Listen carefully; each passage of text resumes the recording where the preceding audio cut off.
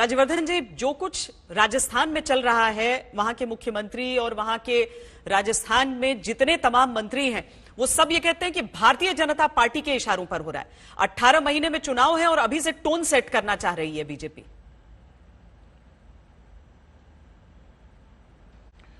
राजस्थान के अंदर सत्ता की सरकार की जिम्मेदारी कांग्रेस पर है। वहां पे गहलोत साहब मुख्यमंत्री हैं, उन्हें 3 साल हो गए हैं। ये सही है कि पूरे देश के अंदर अब मात्र कुछ राज्य बचे हैं जहां कांग्रेस है, उनका सफाया हो रहा है, कोई ना कोई कारण है।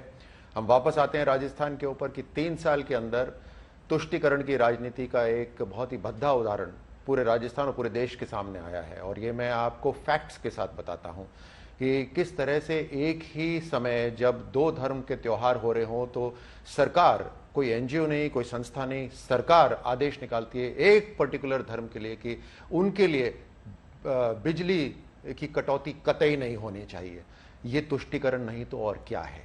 आप बताइए किस तरह से सालासर का राम दरबार गिराया जाता है, जहां रामनवमी की रथ यात्रा निकलती है वहां धारा 144 लगा दी जाती है। ये तुष्टीकरण का एक उदाहरण है। करौली के अंदर हिंसा हुई, मुख्यमंत्री साहब एक बार भी वहां नहीं गए, लेकिन बयान उन्होंने ऐसा दिया जैसे उन्होंने आंखों देखी बात देखी हो, और कहते हैं कि जय श्री राम का नारा लगा इसलिए हिंसा हुई। तो एक तरह से जस्टिफाई करते हैं, और जब इस तरह का जस्टिफिकेशन गृह मंत्री और मुख्यमंत्री दे रहे होते हैं तो फिर जितने भी असामाजिक तत्व होते हैं उनके तो हौसले और बुलंद हो जाते हैं। पीएफआई वगैरह कितनी ही संस्थाएं इसमें इन्वॉल्व थी करौली की हिंसा के अंदर, उन सबके हौसले बुलंद हो जाते हैं। और यही कारण है कि राजस्थान जैसा एक बिल्कुल शांति प्रिय प्रदेश आज तालिबानी जैसा बन गया है। जोधपुर के अंदर जो घटना हुई वो इसी कारण से हुई कि हौसले बुलंद हो रहे हैं लोगों के, कुछ भी कर सकते हैं, कि उन्हें लगता है कि जो सत्ता का साथ हमारे साथ है। सभी विधायकों को अब कुर्सी बचानी है गहलोत साहब को, तो सभी विधायकों को, कांग्रेस के विधायकों को खुली छूट दे रखी है। पुलिस प्रशासन सभी विधायकों के साथ है कि आपको जो करना है आप करिए, सिर्फ राजस्थान के मुख्यमंत्री की कुर्सी बचा के रखिए। आप जानते हैं कि राजस्थान के अंदर कांग्रेस में किस तरह की खींचतान हो रही है, अंदरूनी एक रस्साकशी चल रही है। नहीं, उस पर राज्यवर्धन, आपको क्या लगता है? आपको लगता है कि ये जो जोधपुर में हुआ है वो एक नेचुरल रिएक्शन है क्योंकि मुख्यमंत्री उनको या उनको सरकार लगता है कि तुष्टीकरण कर रही है, या फिर आपको इसके पीछे साजिश दिखती है? ये अपने आप में एक कम साजिश है क्या कि राज्य सरकार एक धर्म का साथ दे रही है, खासतौर से लिखित आदेश दे रही है एक धर्म के लिए? आप गृह मंत्री हैं गहलोत साहब, क्या उन्हें पता नहीं कि ईद का त्योहार है? क्या क्या उस समय समस्या हो सकती है? उन्हें पता नहीं कि परशुराम जयंती है? ये सब उन्हें पता है, लेकिन उसके बावजूद भी पुलिस को जो बल देना चाहिए वो बल नहीं देती। पुलिस जिस तरह से नाकाबंदी करनी चाहिए वो नहीं करती। तो खुली छूट दे रखी है एक तरह से कि होने दीजिए जो हिंसा हो रही है। एक तरह से कहीं ना कहीं उनकी कांग्रेस की न जाने क्या स्ट्रैटेजी है इसके अंदर जो ये पर अगर ऐसी हिंसा होगी तो उससे फायदा किसका होगा? वहां पर कांग्रेस तो कहती है कि बीजेपी को फायदा होगा इससे। देखिए राजस्थान, इसीलिए तो मैं कह रहा हूं कि ये समझ नहीं आ रहा कि राजस्थान के अंदर इनसे सत्ता या तो संभाली नहीं जा रही, ये संभालना नहीं चाहते। आप देखिए कि जनता राजस्थान की चाहती है विकास हो, और इस समय जब भीषण गर्मी पड़ रही है सब चाहते हैं कि पानी पहुंचे। आप उसमें देखिए कि 26,000 करोड़ प्रधानमंत्री मोदी जी ने दिए राजस्थान सरकार को। पिछले 3 साल के अंदर मात्र 4,000 करोड़ खर्च हुए हैं। तो आप समझ सकते हैं कि राजस्थान सरकार का फोकस कहां है। बिल्कुल हर तरह से नाकाम हो रही है। आज राजस्थान नंबर 1 कहां पर है? महिला उत्पीड़न के अंदर नंबर 1 है, और ये मेरा नहीं, ये देश का आंकड़ा है। आज राजस्थान लास्ट कहां पर है? पीने का पानी जनता तक पहुंचाने के लिए लास्ट है। तो ये आप समझ सकते हैं कि राजस्थान सरकार किस तरह से काम कर रही है। अब जब रेप की एक तरह से राजधानी माना जा रहा है राजस्थान को, तो विधानसभा के अंदर विधायक क्या कहते हैं कांग्रेस के? कहते हैं कि ये तो मर्दों का प्रदेश है, उसको जस्टिफाई कर रहे हैं। तो इसलिए ये जितने भी दरिंदे हैं, जितने भी असामाजिक तत्व हैं, उनके हौसले क्यों नहीं बुलंद होंगे जब सरकार के मंत्री, सरकार के विधायक इस तरह की बात करेंगे? वो ये इस बात से गर्व करते हैं कि हम गांधी परिवार के गुलाम हैं। मतलब जनता की सेवा करना तो बहुत दूर की बात रही, उससे गौरवान्वित होना दूर की बात रही, हम गांधी परिवार के गुलाम हैं। और प्रियंका वाड्रा जी बात करती हैं बड़ी बड़ी उत्तर प्रदेश के अंदर की मैं लड़की हूं, लड़ूंगी। राजस्थान के अंदर सबसे ज्यादा रेप हो रहे पूरे देश के अंदर, लेकिन एक बार भी उन्होंने कभी छू नहीं करा राजस्थान की महिलाओं की सुरक्षा के लिए कोई राजस्थान सरकार कोई काम करे।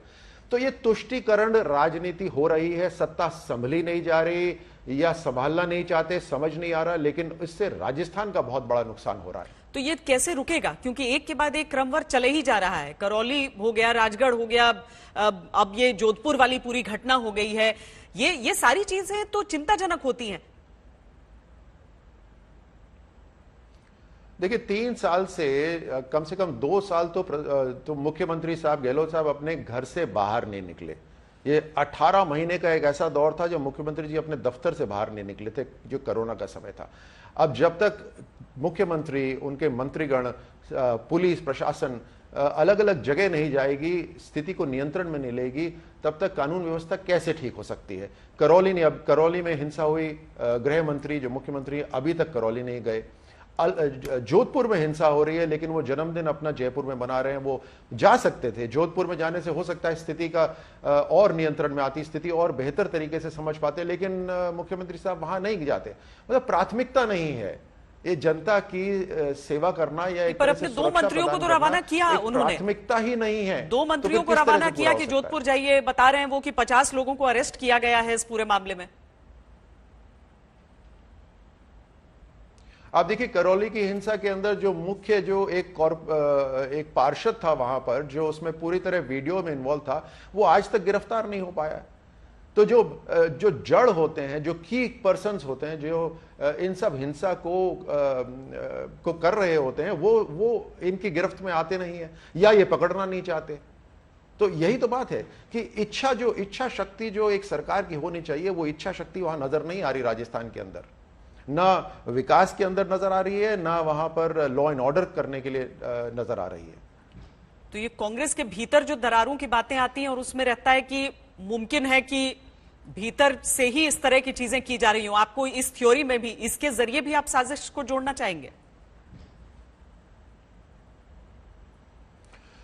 रस्साकशी तो कांग्रेस के अंदर जबरदस्त हो रही है, और रस्साकशी के कारण मुख्यमंत्री साहब प्रदेश को चलाने में बिल्कुल विफल हो गए हैं। उनका ध्यान ही नहीं है प्रदेश को चलाने के लिए। जैसे मैंने अपनी बात में कहा था कि कुर्सी बचाने के लिए मुख्यमंत्री साहब ने खुली छूट दे रखी है। आप राजस्थान में किसी भी व्यक्ति से पूछिए, आप प्रशासन के अधिकारियों से पूछिए, सब बोलेंगे कि लूट मची है, खुली लूट मची हुई है।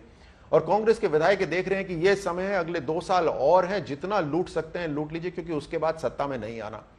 तो इस तरह का पूरा माहौल बना हुआ है। अब अंदरूनी जो कलह है, उस कारण से मुख्यमंत्री साहब राजस्थान की तरफ देख नहीं पा रहे, या जो भी कारण है, या फिर इनकी केंद्र की जो लीडरशिप है वो कभी भी किसी भी व्यक्ति को उठा सकती है, जिस तरह से पंजाब में हुआ। एक वो भय भी है, बार बार अखबार के अंदर लिखा जाता है कि आज या कल में मुख्यमंत्री साहब हटने वाले हैं, कोई दूसरा मुख्यमंत्री बनने वाला है।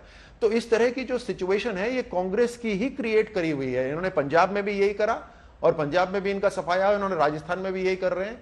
और राजस्थान, इस पीड़ा राजस्थान को हो रही है, राजस्थान वासियों को हो रही है। पानी की कलह मची हुई है, लॉ एंड ऑर्डर की स्थिति खराब है, 18 बेटियों के साथ हर रोज दरिंदगी हो रही है। ये तो आंकड़ा है। रिपोर्ट तलब करेगा, या आज हम बात कर रहे हैं, भारतीय जनता पार्टी की तरफ से केवल विरोध प्रदर्शन ही होंगे?